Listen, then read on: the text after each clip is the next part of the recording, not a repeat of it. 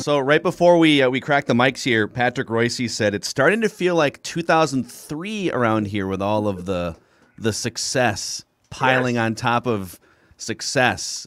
So Pat, how much of your tongue was pressed in your cheek versus the Wolves Kool-Aid you might be drinking now, and the wild Kool-Aid? I'm drinking a little Kool-Aid. Last night they didn't make any shots, and they still were ahead by 25. It was playing defense is just a phenomenal thing for this team. It's when you hear other people talking about them, it's the way they're defending. Beverly, I didn't think much of it when they picked him up, but he's brought an attitude that it's okay to guard somebody. Now, just to make sure we didn't get too excited, D'Lo went what? He didn't make a shot, but it was garbage time, but he was still on the floor. But he shot a brick, and the ball came bouncing and kicking around, and it was about 8 feet away, and he glanced over there and let somebody else chase it, And then when they came down on the break, he had his choice of guarding one guy or the other and decided to ignore both of them. And I said, well, he's back in shape as far as a defender is concerned. But the rest of this Vanderbilt is gives them a little edge defensively, and certainly Beverly does, and that makes a big difference. And Cat has been good. Probably since the last time they played New Orleans, and the big guy kicked the crap out of them, and they got killed on the boards. But they're getting a lot of offensive rebounds, and they're they give up a lot of offensive rebounds, but they're getting a lot of offensive rebounds, and they're playing defense, and they got some good players.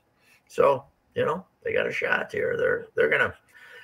As I said, I think the last time we talked, that they should stop thinking about making the 7, 8, 9, 10 and start thinking about 6, right? Getting the play. Well, I think they're like 2 games back of the 4 seed right now. Yeah, right. I mean, they're okay.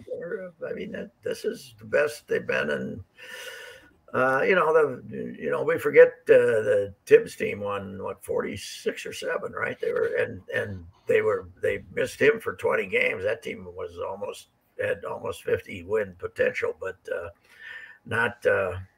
This is certainly the best that they've been. The second best they've been in at least a decade. So there's some players here. I like it. In fact, Glenn might not sell now. Like Glenn's going to be like, this is great. You know what, Mark? Go away. Alex, go away. I'm keeping this team.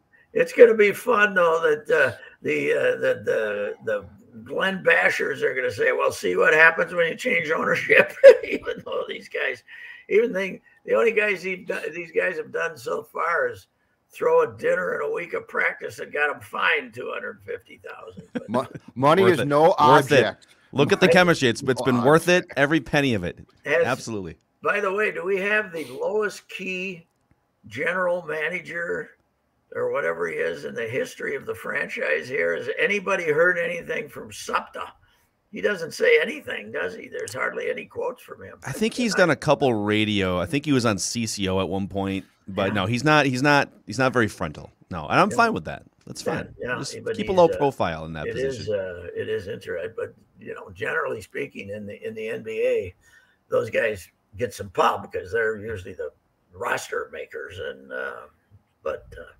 now Vanderbilt, not Vanderbilt. The signing Beverly was that still Gerson? That was Gerson signing. Mm-hmm. Yeah, that was a good idea. signing. That was a good idea. He's great, man. Like he's the AJ Pierzynski of the NBA, right? If he's on your team, you love him. If he's not, you despise him. You boo him. Mm-hmm. Yes, and he's he's just he doesn't mind sticking around the league, making $20 million and just slapping the balls away from people and scoring, getting 6, 7 shots if he's lucky. He's not a guy looking for. Somewhere in his career, he decided he didn't need the glory of scoring points. I don't know when that was, but yeah, he's good. I mean, that was one of those. Oh, really? You're getting that guy? But that was a wise decision at this point. That's for sure. Now, the one thing is they've been healthy, which is a big change too. They seem to be dedicated to playing Cat particularly to after all the games he's missed the last 2-3 years, to have him actually show up every game is quite a difference too. I think the fact too is to your point, Patrick. If the defensive system works, because it's just been so long since they cared, and I do. The thing about Beverly is off the court. I think he's a Butler type. Like, he's not nearly as talented, right? but I think he is. I think he's super intense and wired and demands a lot, but he's not destructive. And Butler was, destructive. So there's a big difference between a guy who will push Cat, but not basically come out and say, I hate Cat. Best we can tell, he's staying away from other players' girlfriends too, which is a good. It's always a good, yeah. It's the NBA. You never know, though, Pat. 2 weeks from now, you never know. You never know. I don't know. I have no idea about him. I do know from that interview I saw that he likes to go to Europe in the summer, though. So, and he's big into fashion. Jimmy does too. If I was an NBA guy, what the hell? I would. France, you go to France, you walk around, you see all the fashion designs, go play some basketball. That's me too, Pat. Like, I love fashion. Yeah. Hey, Phil, we were talking about this yesterday, Jed and I, about how all you got to know about the NBA is when they put the dream team together, the place that they went for their final tune-up was Monaco. Yeah. And they hung out and gambled and looked at naked girls on the beach for a week and went, okay, let's go win the gold medal. Come on, fellas. So, all right. So continuing down our 2003 tour here, was that the season? I feel like the Vikings were the ones that didn't hold up their end of the bargain that year, right? They were the ones that started 6-0 and then got beat against the Cardinals. This could be the reverse for the Vikings where they start slow. What do you make of the Vikings after a home win over the Packers? Well, their odds of making the playoffs are extremely high right now. Somebody in one of the outfits had them at 57%, but if they win Sunday, there's nothing stopping them, right? They're what are they? 2 games behind the Packers? 2 games behind the Packers. Right? 2.5, 2 in the loss column. Yeah, the Packers haven't had a bye yet. Yeah. Okay. So, the odds of there's a good chance that they're going to get to go to Green Bay and have a chance to tie for the lead, I think. So, but they could come out and stink it out against San Francisco and get beat. I still think that they have a clunker or two in them. And, but I all year have been saying that, there's the talent. This is a playoff team when you look at it talent-wise. It's not great, but it's, offensively they got great weapons and they just throw in a few clunkers every once in a while. And it's the damn NFL, though. Everything comes down to the last 3 minutes anyway. It's a coin flip, but I think they're a playoff team. Yes, I do. And they might, let's say even if you're fifth, you end up fifth, you get to play the worst of the division champions, and they could win a game. But I don't know. Kirk is, as we said, what we're saying yesterday, and everybody's saying the same thing. Kirk went from Kirk can't win a game to Kirk might be the MVP because the guy dropped the interception. Kirk can't win a big game for you. So. Mm-hmm. But I think they're a playoff team. Yeah, it's. I'm rooting for Zim to keep his job. I want, as I've said, I want Zim to stick around because I don't want 42-year-old Sean McVay type who doesn't say anything. You want a coach who probably hates Kirk. Like, if a guy comes in and sings Kumbaya with Kirk, it's no fun. But I still think that these two can't stand one another. I don't think it's that bad. I don't think it's that bad. I don't think it's that bad. I think they tolerate one another. Well, at the best. At their best. He frustrates Zim, but I think the working relationship's better than it was probably. But you know what we haven't had yet, though, fellas? We haven't had the COVID hit the unvaxxed quarterback yet. If that happens, that blows everything up, right? It's kind of amazing because they had like 8 or 9 guys the Vikings that have hit the list, and that plexiglass cubicle that he has constructed. Oh, he's in got the to go quarterback's meet room. below the Meetings goalpost outside. in December. That's what Yeah. we need now. Let's go cover those. Let's go see Kirk and the quarterback's coach and What- Zim under a wouldn't- goalpost. Wouldn't that be the wrinkle? Like, that would be the wrinkle, right? They're in prime position, and then all of a sudden, like, a rash of COVID hits, and he has to miss 2 games. It's like the Lions or something, and they like that. That is still a scenario in play. That's still out there, and this stuff that's going around now, man. Gary Fashing up at St. John's, vaccinated head coach. He tested positive yesterday or over the weekend, and doesn't know if he'll be able to coach in the playoff game. I mean, it's you know, you don't have, it can hit anybody at any time now. Now the thing about it is when you're unvaxxed, the restrictions are so much more severe than if you're vaxxed. That's the problem with having Cousins run around unvaccinated, is if he gets it, he might miss 2 games, and he definitely misses 1 depending on when he's diagnosed. So that's the problem, is that anybody can get it, but if you get it and you test negative 2 days later and you're vaxxed, you can play. So that's the big difference, I think. And I don't know. I think he still annoys me.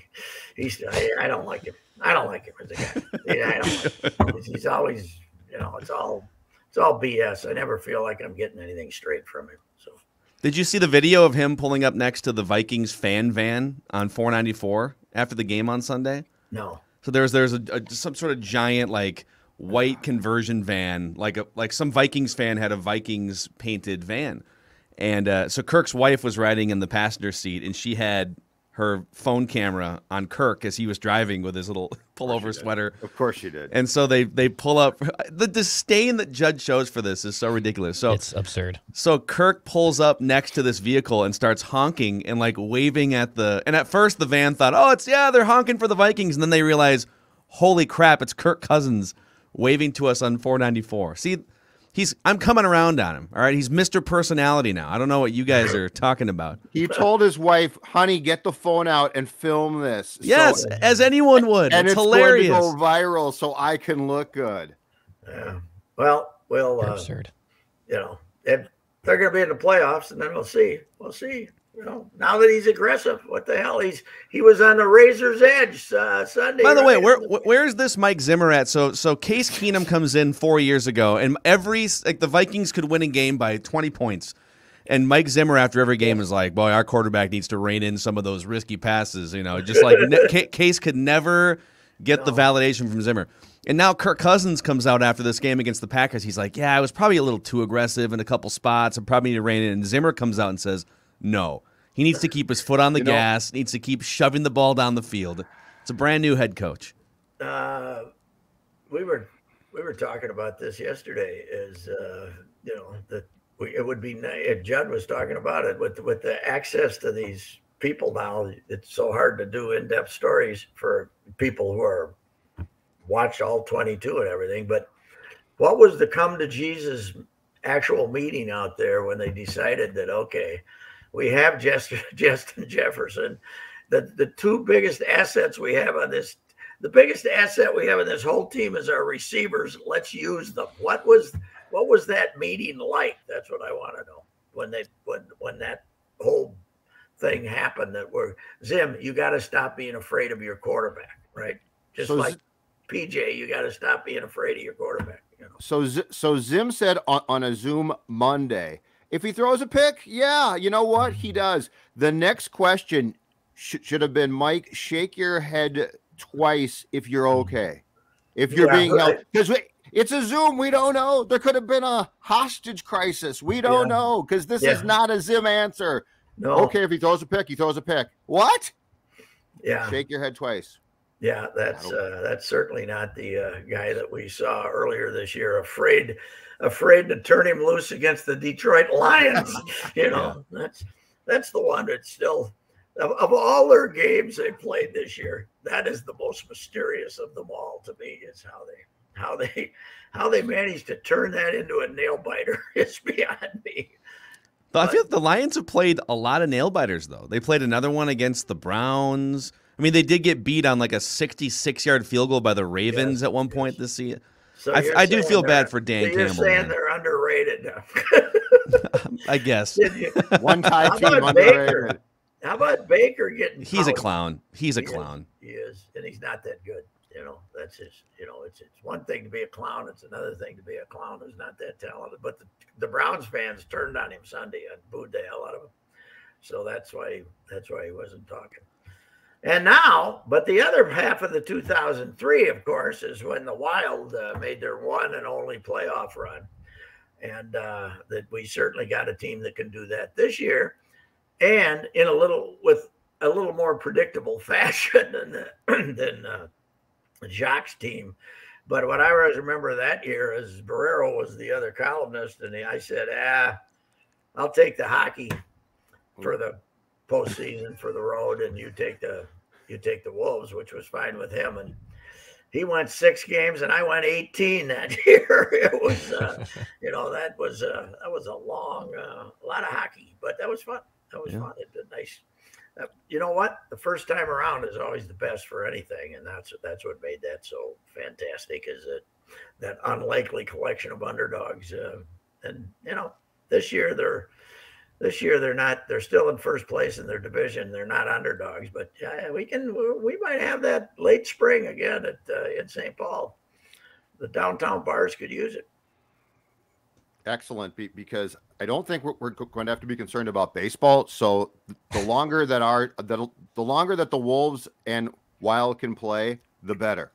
Because I don't think the Twins are going to be a concern through about June. What do you mean? There's plenty of pitchers out there. Yeah. I've seen so many lists by the local media. No. I'm all saying the we're just pitchers not going to be playing baseball. I love the coverage of this thing. Like, oh, so and so is signing with. Oh man, look, everything should be prefaced with we're not going to play for 6 months at least.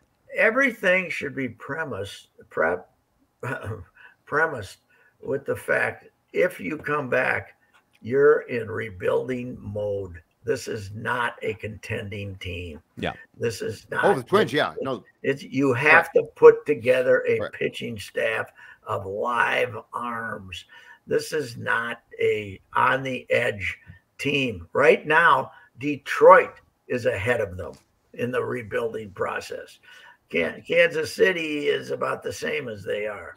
This is not everybody wants them to go out and spend a whole lot of money. To what end? To what end? They're not contenders. They're not, and the center fielder, he's as responsible for this as the Twins are. The fact that he's being made into this heroic character who deserves his money is, both sides on this one are not. There's full responsibility on both sides of him not being signed. Yeah. And I can't, give him the extra 20. Who cares? Well, he doesn't deserve it. That's why. Because he has not played. And you got to play. Then why do I like Cat so much better this year? He's playing. You got to play. Bud, durability is more important than ability, or as important as ability. He was right. If you're not going to play, anything that becomes of you with a team, that's your problem. Yeah. Well, Pat, we know you have to get set up for the Gopher Wisconsin tailgate here a couple days early, so we're going to let you go. I got a bad break. I think that Nebraska, the quarterback's not going to play. They got to play some redshirt freshman. So that might actually be a good break. That I don't Nebraska know. QB is he'll make some turnovers, but he's also responsible for like 70% of the yards. He's like my age too. He's been there's been 2 of them. Oh, is this a different one? Brother. This is they've had Martinez's for like 7 years. This is the kid brother. Oh, there's a brother? This is the kid brother, yes. Why'd they take the brother after they saw the first one? I don't know. I wouldn't have taken the brother. I would have told him, get lost, kid. Your brother was a bust. We're going to launch Judd Zulgad's college football show this week, actually, where he gives you full breakdowns. Genes, man. I'm good on genes. I'm good with your siblings suck, so we don't want you. Yeah. That's All right, Pat. We'll see you tomorrow. All right, Pat. All right. That's it. Wrapping with Royce, Mackey, and Judd, and the Score North YouTube channel.